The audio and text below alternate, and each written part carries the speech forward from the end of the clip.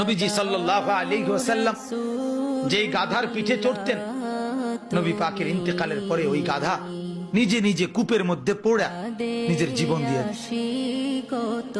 নবী সাল্লাল্লাহু আলাইহি সাল্লামের ইন্তেকালের পরে যেই উটনি, আল্লাহর নবী সাল্লাল্লাহু আলাইহি সাল্লাম উটনি মানে মহিলা জাতের উট, এই উটনিতে চড়তেন।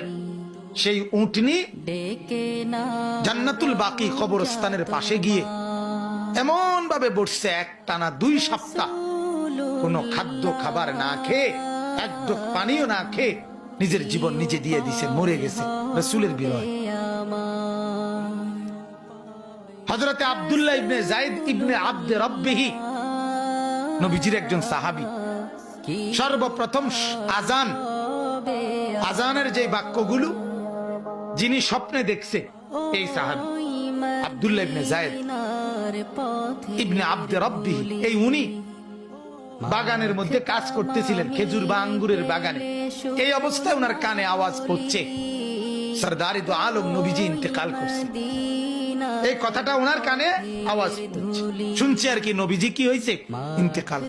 সাথে সাথে কিতাবে আছে, উনি হাত তুলে আল্লাহকে বলছে, আল্লাহ এই চোখ দিয়ে যদি এরপরে আর নবীকেই না দেখি তো মাওলা তোমার কাছে ফরিয়াদ, এই চোখ দিয়ে যেন আর পৃথিবীর কিছুই না দেখি, এই কান দিয়ে যদি তোমার বন্ধুর কথা না শুনি। রব্বুল আলামিন যে চোখ আর নবী দেখবে না, এই চোখে আমি আর কিছু দেখতে চাই না। যে কান আল্লাহর নবীর কথা শুনবে না, সেই কান আর কিছুই শুনতে চাই না। আল্লাহর কসম কিতাবে আছে, আমরা নিজে বুখারীর শরহ ব্যাখ্যা গ্রন্থে এটা পড়ছি, পড়াইছিও ছাত্রদের। ওই সাহাবী এরপরে আর মৃত্যু পর্যন্ত কোনদিন আর কিছু চোখেও দেখে নাই, কানেও শুনে নাই। উনি আপনার অন্ধ হয়ে গেছে এবং উনি আপনার বয়রা বধির হয়ে গেছে।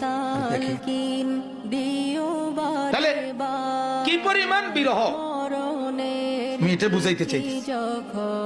নবী পাক সাল্লাল্লাহু আলাইহি সাল্লাম সেই তাকেও কি যাইতে হইছে কবরে,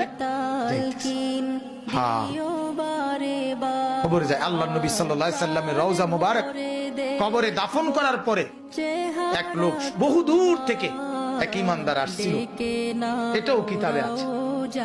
আয়েশা আল্লাহর নবী সাল্লাল্লাহু আলাইহি সাল্লামকে আয়েশার পায় নাই, দেখে নাই, এই কবরের মাটির মধ্যে চিৎকার দিয়েই জীবন দিয়ে এটাও আমরা কিতাবে জাযবুল কুলুব ইলা দিয়ারিল মাহবুব, এটা আরবি কিতাবে।